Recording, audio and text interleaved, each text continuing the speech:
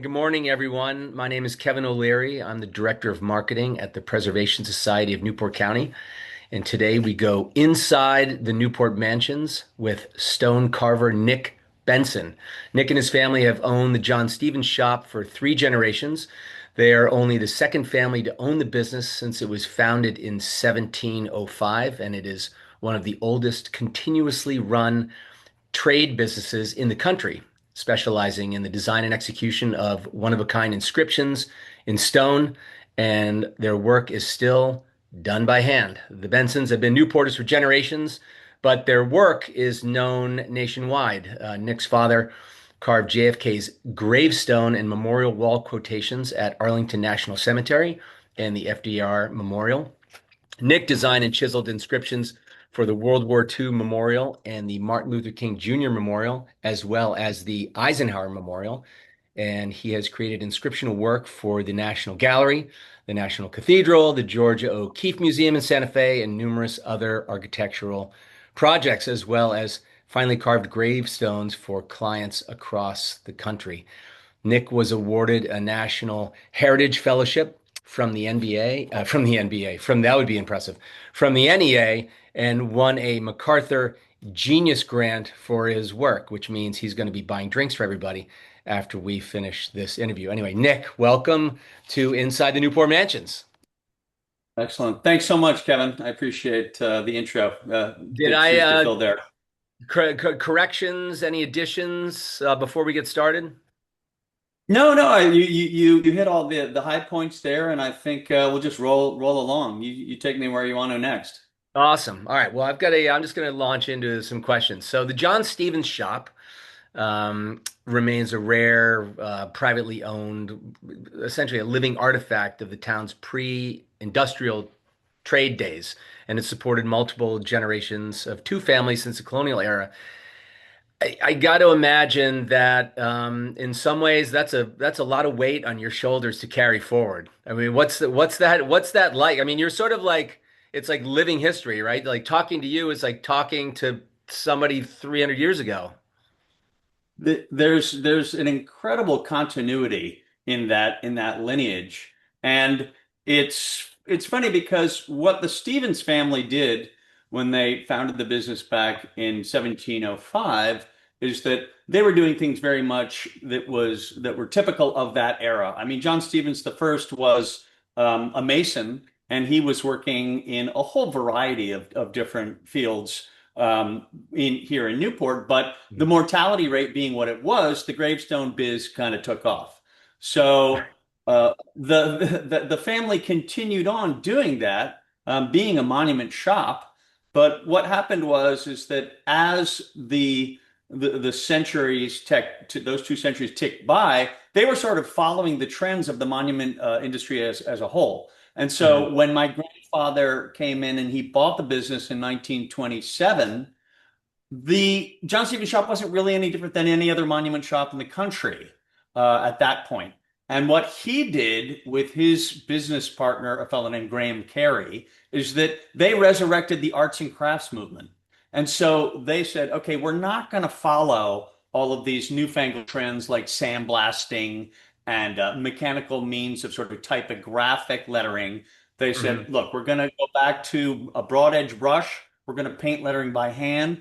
We're going to carve with a mallet and chisel. We're going to surface all of the stones by hand with rubbing stones. And so it looked backward into the long lineage of material culture that came beforehand. Sure. I And mean, were they in wait, doing that, were they rebels at the time? Was that sort of I don't know, for lack of a better term, were they sort of like the punk rockers of the monument trade? they definitely were. They were. They Okay, were radicals. They were the avant-garde, albeit looking backward to some extent. That's how they were moving forward. And sure. the other thing that they said is they said, look, we're not gonna pop on tricorn hats and pretend to be colonial guys. What we're gonna do is we're gonna make gravestones that are contemporary and they fit the era. However, they just follow the basic principles of the colonial guys, which Yeah, which was a tremendously effective approach. right. What they ended up doing is making really, really beautiful stones that really were of their own era. Sure. So that So was who were they? I mean, this is looking way back, but who inspired them? so this is funny because what happened in that sort of resurrection of the arts and crafts movement is that they started looking further and further and further back. And what it did is it led them to Rome in the first and second I knew century you were going to CE. say that. Yes. That's where they ended up. And so even going forward, they were looking at various and sundry other historic letter forms, things like Carolingian minuscule of the 10th century, um, italic, chancery italic of the 16th century. They were Hmm. looking at all of these historic forms and saying, okay, how can we adapt these to sort of follow their lead, but have them be contemporary interpretations of the historic? And they did a really, really good job of it because both my grandfather and Graham Carey, they had a lot of artistic chops, man. I mean, they were really good at what they did. So That's cool. it was a very, very cool thing to do. So continue on the generational thing. You're third generation, and I think I Yes. read somewhere that you are that there's a fourth generation in training. Are you sort of Yes. like, is there a formula that, I mean, this, I don't, I'm not trying to minimize it at all, but is there, obviously your father was a mentor to you. Are you Oh, sort yeah. of taking lessons and sort of expanding on that as you usher in the next generation? Yeah, I think so. My daughter, who's getting involved in stone carving, and even my son Mhm. has been playing with it a bit. Um, My daughter really, really enjoys the process, but I mean, she has a really heavy, heavy artistic bent. And so, she loves to take things in an artistic approach. And she's not apprenticing with me in the way in which I apprenticed with my dad. So my dad was I'm throwing you into the deep end and we'll see if you can swim. That was the guy he was. So from, 15, I started carving when I was 15. Summers, because it was the 1980s. And when I Right. came back from boarding school, I wanted money to go out and party with my buddies during the summer. And he said, I'm Sure. not giving you a cent. You can earn it. So that's how he suckered me into the shop. And Right. it was very effective. I mean, I picked up on the skill really quickly. And by the Yeah. time I was 18, I was actually carving headings in the National Gallery of Art into the West Building wall, which is Wow. like crazy. So Hope is easing it into it much more, and I think it's a harder transition for her because it's a different world we're living in. Sure. The computer has deeply, deeply affected people's perception of human material culture, and that's a Yeah. problem Yeah. because it's hard for people to understand what the heck I'm doing, you know? Right. Right. They say you have typefaces, you have CNC machines, sandblasting equipment. Why are you doing what you're doing? There's no merit in what you're doing. Right. Many people Right. see it. Yeah, yeah, yeah. No, I get it. I mean, so when you came back to Newport, right, and your father threw you into the proverbial deep end, Right. was it immediate? Did you embrace it immediately, or was there a certain moment along the way where you all of a sudden realized, yeah, this is real. I'm connecting to this emotionally. I mean, the familial connection, of course, but that doesn't always translate into a passion. Was there a Yeah. certain moment, or was it just immediate? No, there was, and I think what worked in my favor was the fact that um, I went to boarding school and that was wonderful because when you go to boarding school, you live away from home for 4 years during high Right. school. Then when you go into college, it's not like a lot of kids who are like, oh my God, I'm free. I'm gonna go nuts. Um, Right. so you're already aware of what it takes to live alone and be responsible. And Hmm. in my freshman year, that being said, in my freshman year of college, I was kind of like, oh, this is great. I can get out from underneath the family, expectation. And I had grand plans to be like an artist and do whatever the hell I wanted to do. Right. Right. Now, 2 years into my college education, a professor of mine at SUNY Purchase, where I was going to school, that's the art school of the SUNY system. Yep. Um, she saw what I was up to, and she said, "Look, your family, the business you've got going there is so incredibly unique. You might really want to consider getting involved because it's cool." And I kind of, did one of these, and I thought, she kind of has a point. And Right. so that was After you got that over was the the fact turning that she was point. And I said, calling your father cool, you're like, okay. and also after the fact that it was not my father trying to point me in the direction, it was this Right. really cool teacher I had at college, Sure. who That's I powerful. highly respected. I really, yeah. And she said, "Look, I went to this school in Switzerland. You got to go there." And I didn't know anything about it, and so I wrote a letter to the school, and I was like, "Can you send me a nation?" And the head of the design school, and this is the School of Design in Basel, is like the top design at the time in the Right. world, and so in the Western world. So I wrote this letter, and I got a letter back that said, "No, we have set up a program for you. Come over in September." And I was Hmm. like, "What?" Little did I know the head of the school was buddies with my dad. So I had the nepotism thing going on in a big Yeah. way. And I was like, I'd be a fool not to take up that connection, which I did, and Sure. it all worked out really well. Right. So Right. Great. that was my serious step into the John Stevens shop. Yeah. So when you walk around Newport, I mean, you have so much work in Newport. Do you ever, and I think I read this in an interview where um, you and your father you could walk through cemeteries and pick out his work. And Absolutely. do you think that Hope, so Hope is your daughter, right? She's the one who's apprenticing. Yes. Does the same thing happen? Do you walk through? I'm imagining like a parental thing to do is let's play a game. Let's walk through here and see if you can pick out your grandfather's work or pick out your father's work. Yeah, she's gotten a really, really good eye, and she can see. I mean, the problem is that there are periods of time when whatever the configuration of the John Stevens shop happens to be, where we'll bring in certain people, certain folks work with us for a little bit of time, and you're all on the same page aesthetically. And if I'm Yeah, doing the layout work and somebody else cuts my layout work, it's hard to distinguish between their carving and my carving, especially if it's my layout. So sure. there are slightly gray areas there. But if I walk into a cemetery here, if I walk into Island Cemetery or the Common Burying Ground here in Newport, Hmm. you're going to pick out John Stevens shop stones immediately. Right. The earlier Stevens family, those first three generations of the Stevens, a lot of that's very cloudy too. So there were a lot of players involved. You get involved with things like Zingo Stevens, John Bull. There are a whole bunch of people in that community of carvers where it's a little gray area in terms of who's doing what, but you can pretty much pin it down. Yeah. And Yeah. Hope's Yeah. getting better and better at that. Right. So I'm sitting in the middle of, all things Gilded Age over here at the Newport Sure. Mansions. And, the Gilded Age saw, I think it was either the advent or the expansion of sort of mechanized stone cutting.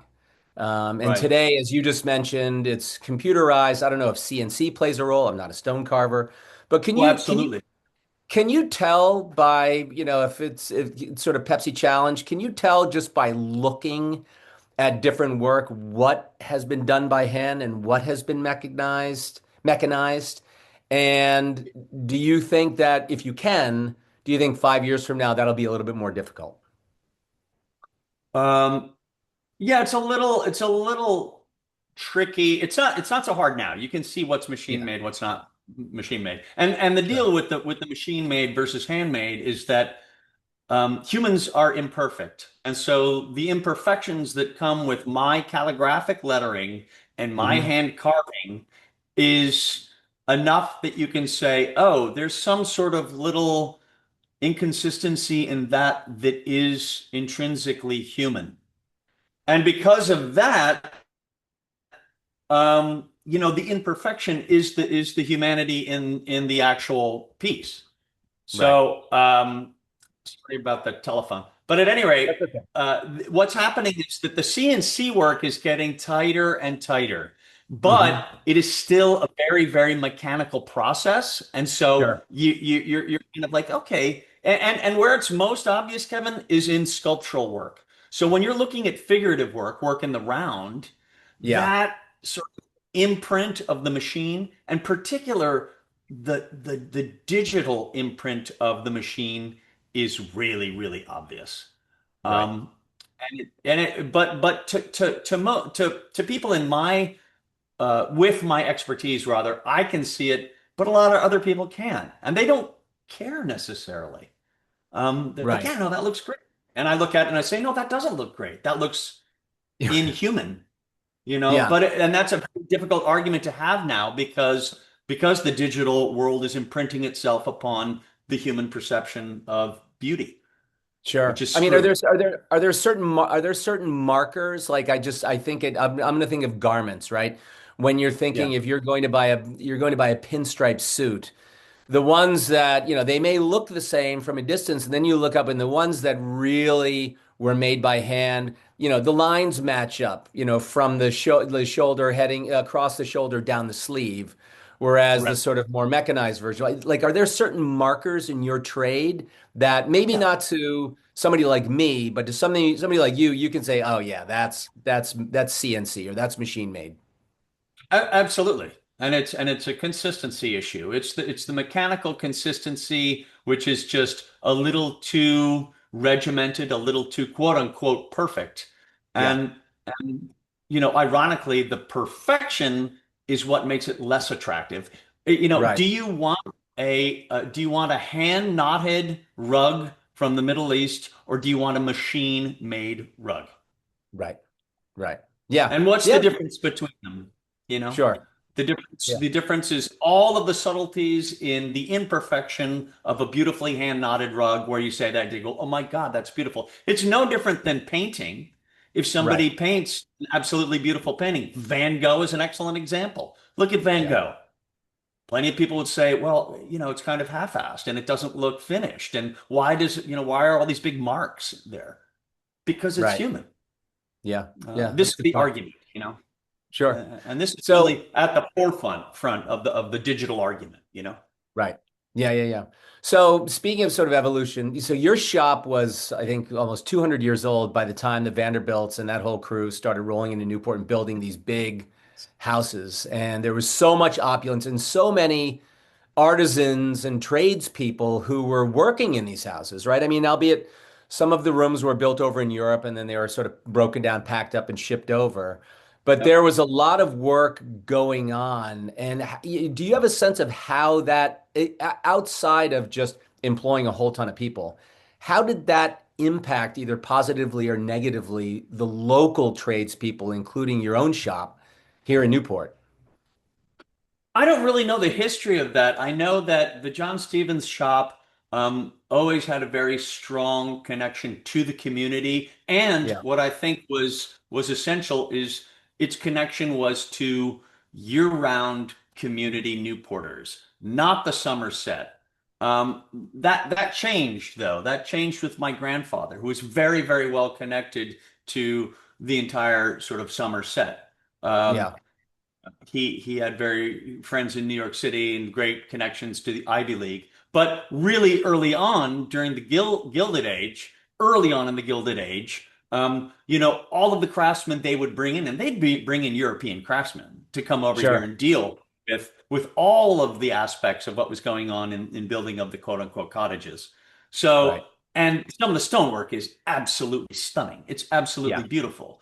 But Hmm. but that work is also architectural masonry, and that's stone uh, cutting. We're stone carvers, which is more lettering and bas-relief work. So there's subtle distinctions there that sort of differentiate us. But Yeah. you know, the need for local folks to have gravestones made was all about our business, and Right. it just kept Right. on rolling. Do you think there was a any sort of philosophical divide? Because when we're talking about some of these Gilded Age mansions, I mean, we are talking about massive opulence. And I think if you can forgive me for this, the John Stevens shop is known for like an understated, elegant style of carving. Was there any? I mean, I'm just imagining that maybe, I don't know, Cornelius Vanderbilt is coming to your grandfather and saying, "Hey, I've got this job and I want this." And it's sort of like, I can do it, but it's not really consistent with my own personal artistic aesthetic. I think it was actually the other way around. So here's a Okay. good example. My grandfather carved Andrew Mellon's gravestone. So, he was one of the great robber barons. And what my grandfather was he was not only a wonderful artist and craftsman, but he was an academic. And he Hmm. had deep, deep, deep knowledge of, as I said, historical material culture. And what he could do is have conversations with very, very well educated, wealthy people. So you have these people who also have found interest in art history, in all of these things that can be associated with the leisure time of the wealthy. Then you get my grandfather comes in and he befriends a lot of these people and they have a lot to talk about and they hit Yeah. it off and they become friends. And in that association, in that relationship, my grandfather would say, like, oh, let me do this wonderful thing. And they would say, that's wonderful, John, do it. Um, and so he kind of he separated himself out and put himself into his own sort of niche category, and he had a Yeah. very, very adept way at communicating with that particular set of people. Right. So so they actually had a dialogue. I mean, he was They advocating in did. a passive aggressive way, I guess, for lack of a better description. I think he really, really got along well with a lot of those people because they Yeah. recognized his intelligence and they got cranked up. And it also led to, he wrote several books and he was part of academia in a way in which, they were also. So he had very deep connections to Yale.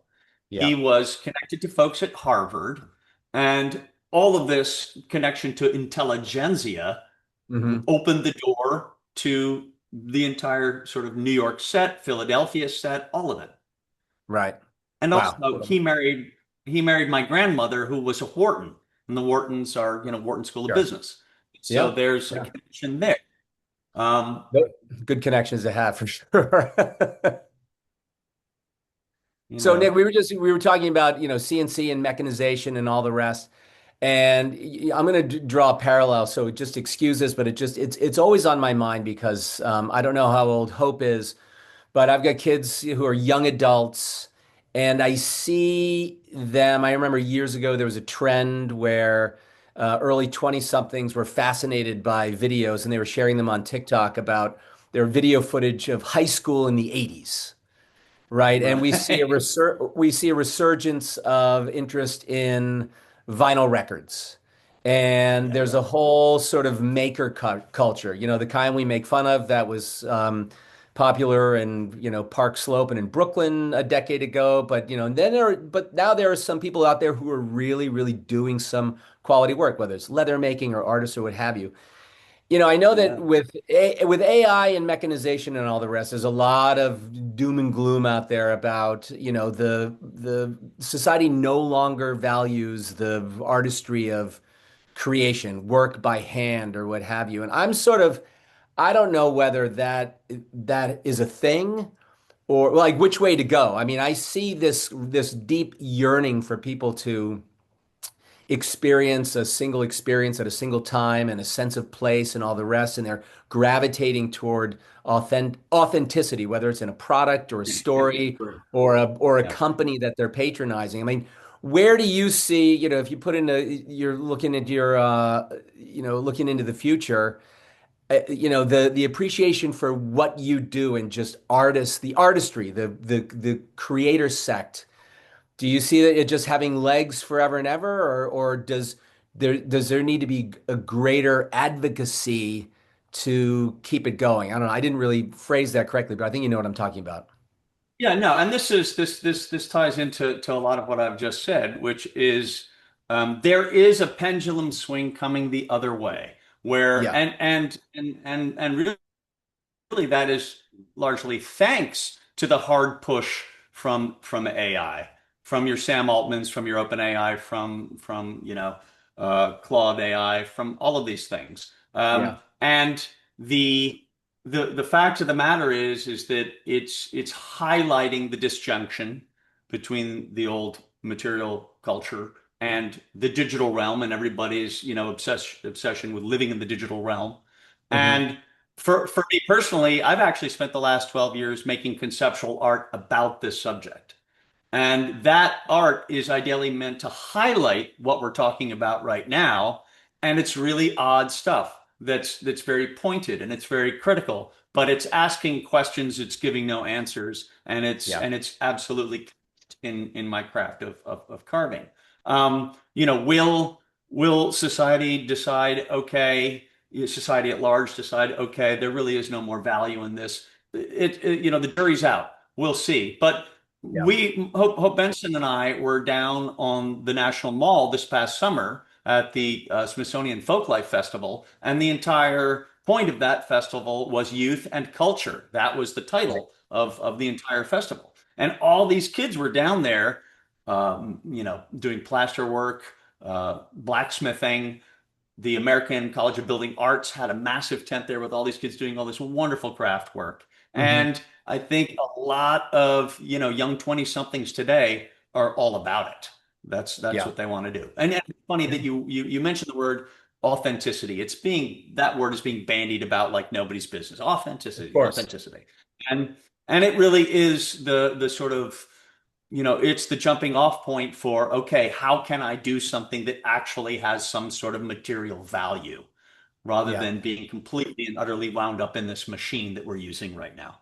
Hmm. So it's we're in the midst of it now. I don't know where it's going to go. We'll see. I've been having long conversations with Claude all about this, and it's been pretty interesting. But it's also very, very, it's really fulfilling to make highly conceptual art about it. I'm getting a lot out of that. Yeah. So Yeah. for I that's I'm forcing myself to wake up in the morning and feel optimistic that we're living through a transformational time. There's a lot of troubling things happening, obviously, but yeah, it's change is good. Sometimes I'm not comfortable with the speed of the change, but yeah, I'm all about it. Forces people in at least at one point during their frenetic day to kind of stop and say, okay, wait a second, what am I actually doing here? And hopefully it leads to yes. introspection and more people like your inspired daughter. Nick, I'm gonna pivot for one sec. You once quoted Mahler, and it was the quote: "Tradition is not the worship of ashes, but the preservation of fire." Right. Expand on that a bit. Um, that's sort of it's interesting because my colleague Paul Russo and I were having a conversation this morning about um, the the sort of depth of commitment to craft in at the specific level that we're working, where you're so completely and utterly immersed in it, Hmm. and are you're literally driven by it because you're so invested in it, and there's so much joy involved in the process of this type of making that is, there is a daily kindling of the flame that just is immediate in the process. Yeah. You do not have to crank yourself up and be like, okay, I'm going to work today. I better steel myself for the brutal reality of my daily life. I come into work and I open my door and I say, God, I love this place. Right. And therein is the fire, and Yeah. it's a really, really wonderful feeling. Um, Yeah. there's another great quote by Charles Rennie McIntosh that is there. Let me just get it right. It is there is truth in honest error, but none in the icy perfections of the mere stylist. This is Love again it. talking about the humanity of making, and Yeah. you put yourself out there, and in the sort of artistic side of what we're doing, there's always the option for failure, and in that leap of faith, you jump into something that may and or may not succeed, but you got to have the gumption to do it. And Sure. sometimes there's an awful lot of a million people have said this. There's so many lessons to be learned in failure, um, Right. and that's absolutely true. I Yeah. mean, granted, the John Stevens shop parameters and the expertise that we bring to these things, all of that is fairly clearly mapped out, and you're not going to run into too much issue there. Right. Art is a different story. Yeah, So for sure. So, I mean, it's, yeah, on a it's day to interesting.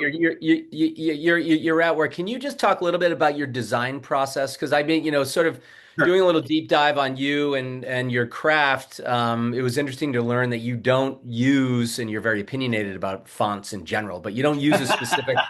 You don't. We're going to get to that in a minute, and just watch your profanity. Where you don't use a specific font for your carving, but you use calligraphy to create your art. Can you talk about that a little bit? Yeah, in terms of the John Stevens shop, so let's say for any given large civic memorial in DC, what I will pitch to an architect or the committee who's involved with making a memorial like that is I say, look, with my specific expertise, I can make a site-specific typeface for the memorial that has the architectural style in mind, the material that's going to be used in mind, and the Right. scale of the given inscriptions. All of these things will be wound into a very, very specific letter form for that memorial. That's the case for the JFK Memorial in Arlington. My father did that. Right. The FD Memorial in DC, the World War The Martin II. Luther King Memorial, which had I noticed had a. I'm gonna use a font description, but I just have to. I'll pay you a compliment. I thought it was Yeah, a dynamite sans serif font they used for Martin Luther King Jr. Memorial, and thanks.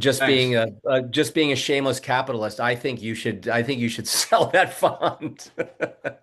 So the interesting thing about those letter forms, and so you got to blame Apple computers for the appropriation of the word font. Sure. So font ideally meant a full drawer of metal type. A single full drawer of metal type is a font. And Apple said, hey, you know what? We're just going to use font to mean letter style. So now everybody just uses the word font to mean letter style. It's really letter style, letter form that describes the actual shape of a letter. Um, Sure. so so in the case of the Martin Luther King, yeah, I wanted this much more contemporary, lively sans serif letter that did not have connections to Rome and to all of the really, really classical lettering that we often deal with. So, and Hmm. Washington, D.C. is covered in both neoclassical Roman and our more brush Roman, which is more Yeah. accurate to the actual Roman. Right. So, it's funny to run through that town and look at all of the different inscriptional work and just say, how did they arrive at that letter form? Because it's a really, really broad range of stuff. Yeah. Um, so, Yeah. so it's, Well, and I further started. to that, further that you once said that you thought typography was a bit. I think you used the words stilted and antiseptic, and That's correct. it lacks the human hand. So I got Yeah, two things. One's kind of a loaded question, yeah. and then a bit of a follow-up. Well, I just had this. Do you have a font out there that you actually like? Right. I'm assuming that There you are. just, relative to your craft, obviously the human hand trumps everything, but I'm assuming that there are some fonts or styles out there that you do appreciate, and anyway, I'll just leave it at that and let you speak to that. No, so there are typefaces out there that are second to none. They're absolutely beautiful things. And so much of what I respect in many of those forms is the fact that those who designed them were also calligraphers. So they Right. lettered things by hand and knew everything about the dynamics of that process and why it's beautiful.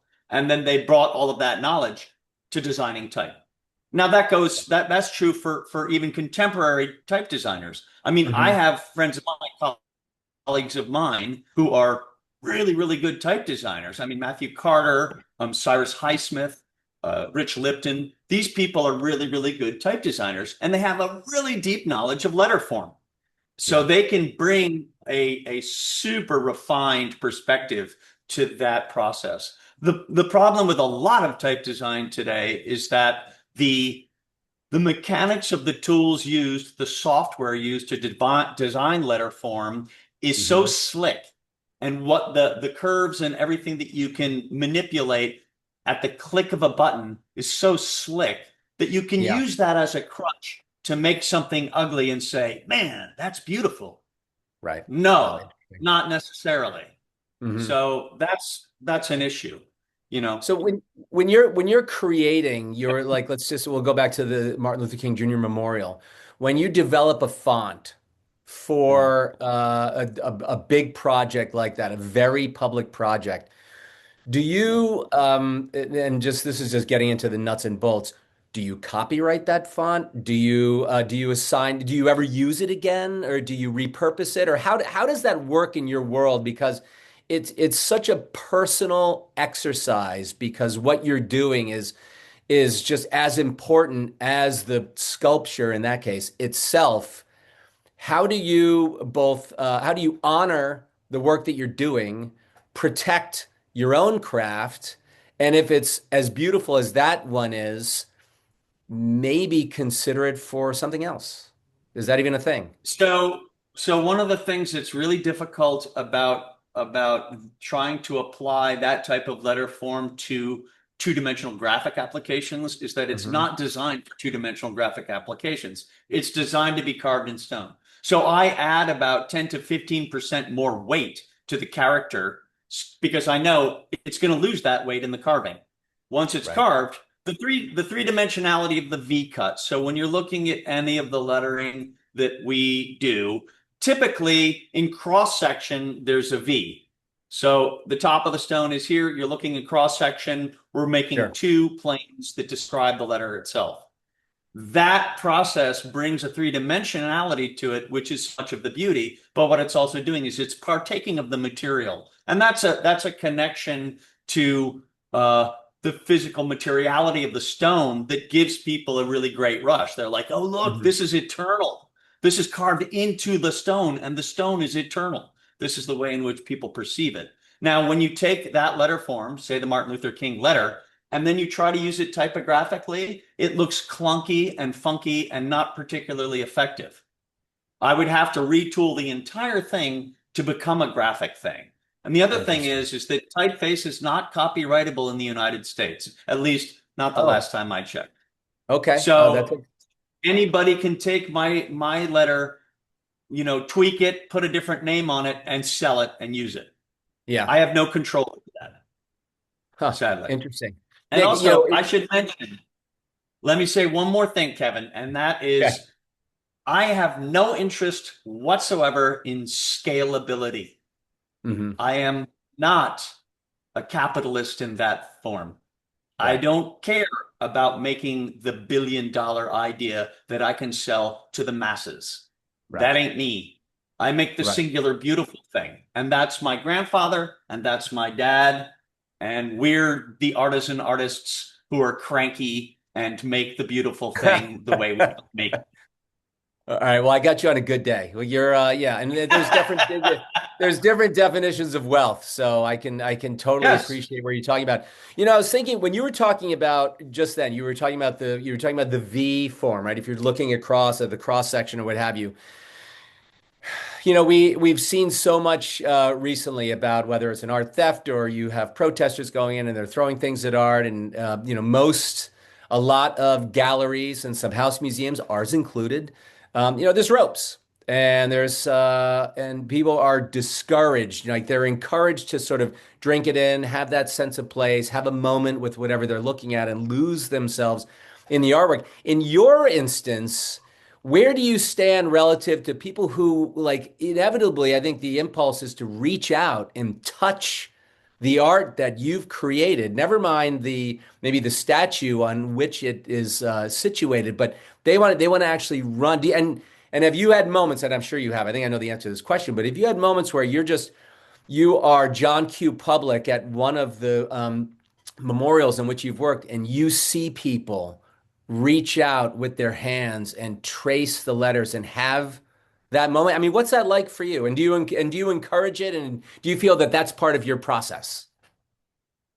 I think when it comes to the big civic memorials in DC, Absolutely. And I think it should be encouraged. It is your moment of tactile interaction with this environment. And it means a lot to whomever is engaging in it. Yeah. And it's funny, you see, so you know, America is a kind of funny place. We're a little obsessed with fame. And so the way in A which little that bit. can a little bit. So when you go into the National Gallery of Art and you go into the East Building, which is the contemporary building that was designed by the architect I.M. Pei. So I.M. Pei's name is carved into the interior wall of that museum. Hmm. And people have run their hands over it so many times, they've polished his name so that it's almost illegible. Oh, that's The stone interesting. is now dark, dark, dark rose colored. And it's all from people touching and being a part of, oh my gosh, look, there's I.M. Pei. And they just run their hand right across it. So interesting. Is that a consideration for you when you're doing work? Let's say not on, you're not, if you're hired, not to keep talking about the Martin Luther King Jr. Memorial, but if you're doing work, is there a material that you prefer? And does physical interaction influence that decision of whatever material you're using?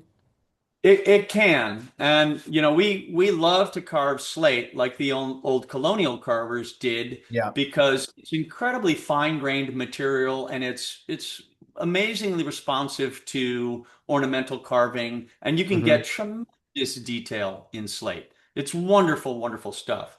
But it can get greasy hand marks on it. And I always Sure. tell people, please don't touch the stone. Um, you know, once a gravestone goes out into a graveyard, it's all over. Whatever's going to happen is whatever's going to happen. Right. But Right. I am keen on saying, please don't touch that right away. Excuse me. So, there's only so much you can control. Yeah. Yeah. Well, Nick, we are almost out of time. I just want to ask you one more question. What are you working on currently that's really, really like keeping that flame alive for you? Other than everything, but what's a certain project that you're really excited about right now? The Peace Corps Memorial down in DC is a project we're working on now, which is just a wonderful, wonderful thing to be involved with. I mean, Hmm. because of all that implies, it's a really great thing.